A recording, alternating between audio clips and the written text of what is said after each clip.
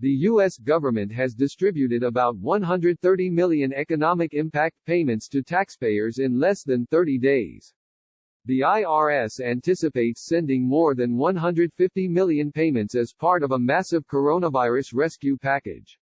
The distribution has had some hiccups, including an overwhelmed website, payments to deceased taxpayers and money sent to inactive accounts. For those still waiting or with other questions, here are a few answers.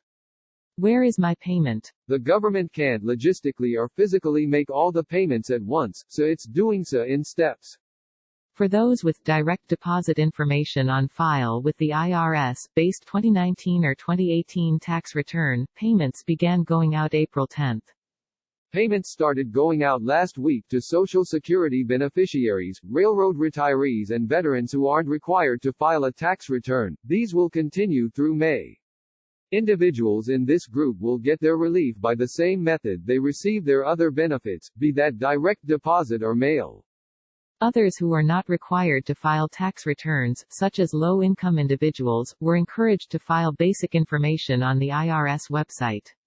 Without this information, the government cannot issue a payment. Anyone who is eligible but does not have direct deposit information on file will be mailed a check. Those began to go out in late April, but that process might take several months because of distribution limitations.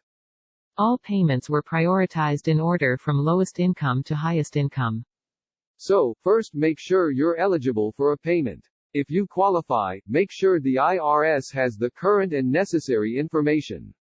The IRS has a Get My Payment tool on its website for people to add their direct deposit information or track the status of their payment.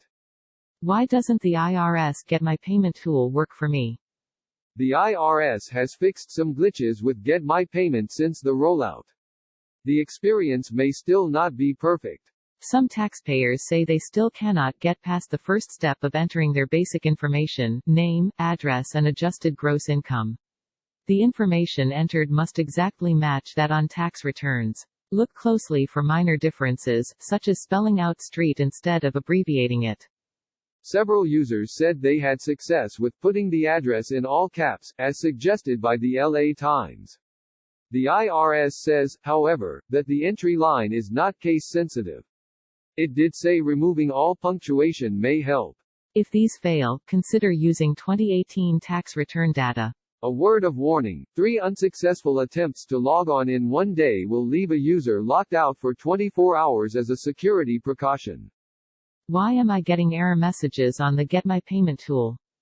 The payment status not available response has vexed many users. It means the IRS cannot determine your eligibility right now. There are a few reasons for this. First, you didn't file a 2018 or 2019 return, or it hasn't been fully processed. Or the site simply doesn't have the information available yet. The agency is adding more data for use every day. It updates the information overnight daily. My dead relative got a payment. Can I keep it? It's unclear. President Donald Trump and Treasury Secretary Steven Mnuchin have said that these payments should be returned to the government. However, the IRS has yet to issue formal guidance, saying it's aware of the problem and working to resolve it. Experts say because of a lag in reporting data on who is deceased, the error is almost inevitable and has occurred with past stimulus payments as well. I didn't get a payment for my child. Why? The $500 payments only go to eligible children, generally those 16 and under. You might not get the payment if someone else can claim them as a dependent or if they're not reflected on your most recent tax return, such as a newborn child. People who receive Supplemental Security Income or Department of Veterans Affairs benefits also don't automatically get payments for dependents. They must add that information on the IRS website by Tuesday to get payment. If you did not receive the full amount to which you believe you're entitled, for a child or otherwise, you'll be able to claim the additional amount on your 2020 tax return. I don't use or don't recognize the bank account my payment went to. What now? If the account is closed or no longer active, the bank will reject the deposit and mail a check instead. It will go either to the address listed on your tax returns or the one on file with the U.S. Postal Service, whichever is most current. This is a common problem for people who got a refund anticipation loan, refund anticipation check, or had their refund loaded onto a prepaid debit card. In these cases, the relief payment may have been directed to the real or virtual account associated with the product. But again, if the account is closed or inactive, it will be rejected and a check will be mailed. The IRS has corrected an earlier online error, which told users that some rejected payments were being sent to the same account a second time. They are not and will be mailed. What if I have issues? The IRS will send a letter to taxpayers about 15 days after a payment is sent letting them know how it was made and how to report issues.